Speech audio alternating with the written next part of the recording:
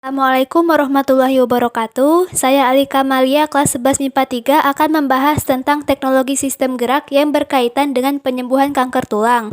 Nah, sebelum saya masuk ke pembahasan tentang teknologi sistem gerak, terlebih dahulu saya akan membahas apa sih itu kanker tulang.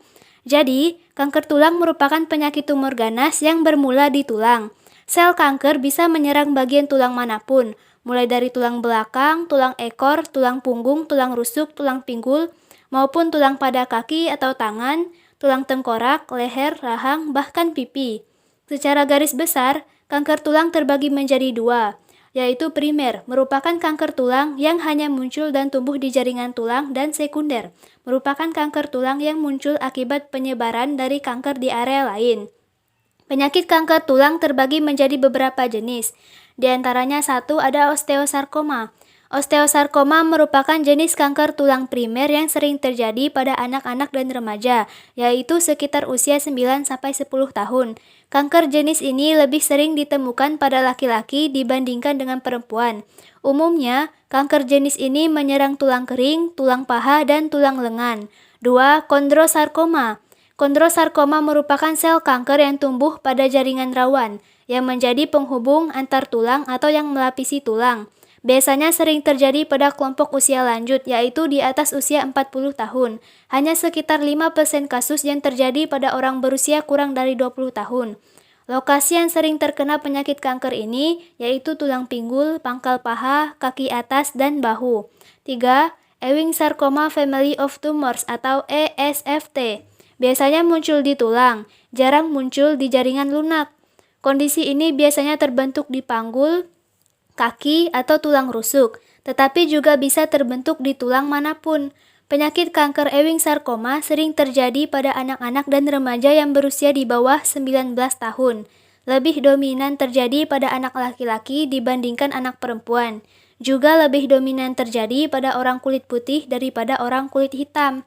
4. Fibrosarkoma merupakan tipe kanker yang umumnya terjadi pada jaringan lunak ketimbang pada tulang.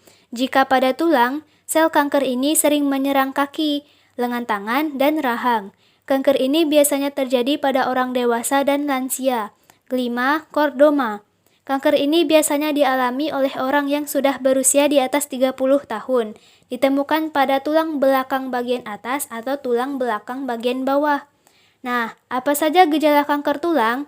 Gejala yang dirasakan oleh orang yang mengidap penyakit kanker tulang diantaranya nyeri, pembengkakan pada tulang yang terkena, fraktur tulang atau patah tulang, kesemutan atau mati rasa karena tumor yang terbentuk di sekitar tulang menekan saraf, serta gejala kanker lain.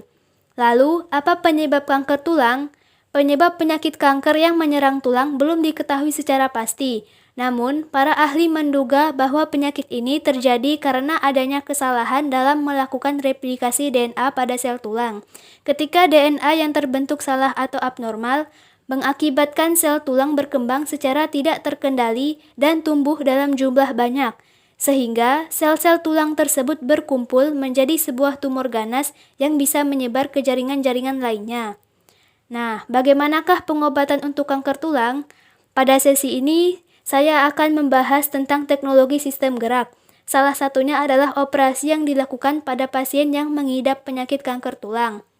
Pasien yang memiliki tumor pada bagian tulang kaki dan lengan dianjurkan oleh dokter untuk melakukan operasi limb salvage. Bagian tulang yang terdampak sel kanker akan diangkat, kemudian diganti dengan implan yang berasal dari cangkok tulang.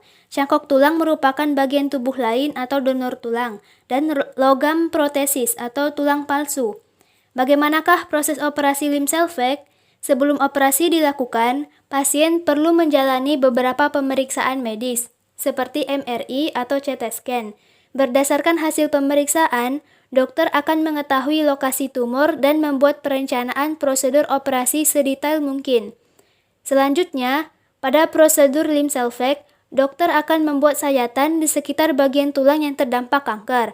Setelah itu, dokter akan mengangkat jaringan tulang tempat tumbuhnya sel kanker dan berusaha memisahkan sel kanker dengan jaringan lain yang masih sehat atau berfungsi dengan baik.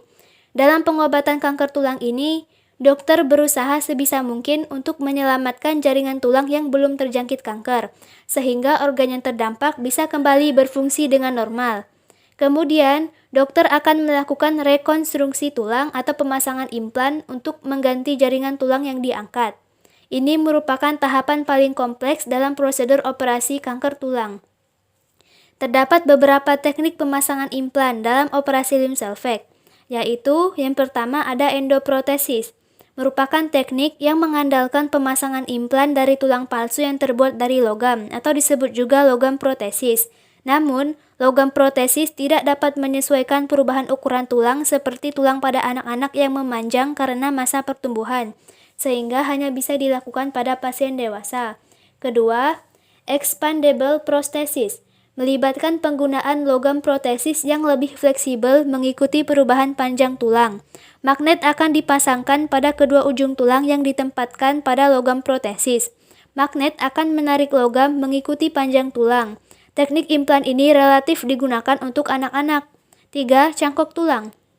Pada teknik cangkok tulang, jaringan tulang yang diangkat akan diganti dengan jaringan tulang yang telah diawetkan. Biasanya berasal dari orang yang meninggal atau berasal dari orang yang mendonorkan organ tubuhnya.